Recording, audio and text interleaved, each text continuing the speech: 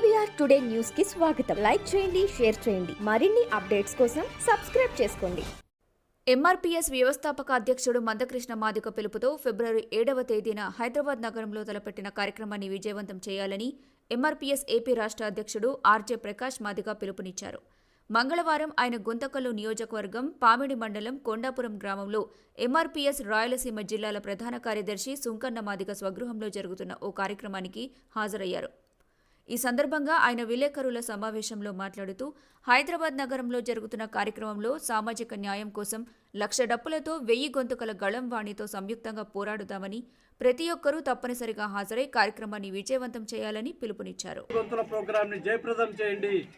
ఈ రోజు నిద్రపోకుండా గ్రామాల్లో ఉన్నటువంటి మన డప్పు కళాకారులందరినీ కూడా అప్రమత్తం చేసి హైదరాబాద్కు తరలించడానికి, అదేవిధంగా ఫిబ్రవరి 7వ తారీఖున 100% ఆ ప్రోగ్రాన్ని జయప్రదం చేయడానికి ప్రతి ఒక్కరు కూడా నడుము బిగించాలని చెప్పి కార్యకర్తలకు పిలిపిస్తున్నాం. పాత్రికేయ మిత్రులందరూ కూడా ఇప్పటి వరకు ఎంతో సహకరించారు. వారందరికీ కూడా ధన్యవాదాలు తెలియజేస్తున్నాం. ఇక ముందు కూడా మా కార్యక్రమాల్లో మీ పాత్ర ఉండాలని చెప్పి, మా కార్యక్రమాలు 100% జయప్రదం కావడానికి మీరు ఇచ్చినటువంటి ప్రచారమే కీలకం కాబట్టి ఇక ముందు కూడా అది కొనసాగాలని చెప్పి కోరుతూ పాత్రికేయ మిత్రులందరికీ ధన్యవాదాలు తెలియజేసుకుంటూ, నా పేరు ఆర్జే ప్రకాష్ మాదిగ రిజర్వేషన్ పోరాట సమితి జాతీయ అధ్యక్షుడిగా ఉన్నాను. సుప్రీంకోర్టులో 2010లో కోర్టులో కేసు వేసింది నేనే. మా కేసు నెంబర్ వచ్చేసి 5586/2010. మేము 2010లో కోర్టుకు పోతే మమ్మల్ని స్ఫూర్తిగా తీసుకుని, ఎందుకంటే మేము చండీగఢ్లో ఒక స్టేట్మెంట్ ఇచ్చాం. పార్లమెంట్లో బిల్లు పెట్టాలని మా రాష్ట్ర ప్రభుత్వం ప్రయత్నం చేసింది, కానీ పార్లమెంట్లో బిల్లు కావట్లేదు. కానీ సుప్రీంకోర్టులోనే మేము రివ్యూ పిటిషన్ వేసాం. పార్లమెంట్లో బిల్లు మాకు నమ్మకం లేదు. సుప్రీంకోర్టు ద్వారానే మేము కేసు రివ్యూ పిటిషన్ వేసి మరి గతంలో ఇచ్చిన కేసులో లోపాలను ఎత్తి చూపాలనుకుంటున్నాం.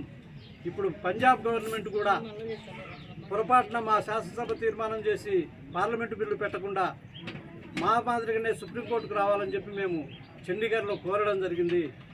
దాన్ని బేస్ చేసుకుని 2011లో పంజాబ్ గవర్నమెంటు సుప్రీంకోర్టులో స్పెషల్ పిటిషన్ వేయడం వల్ల మా బలం పెరిగింది.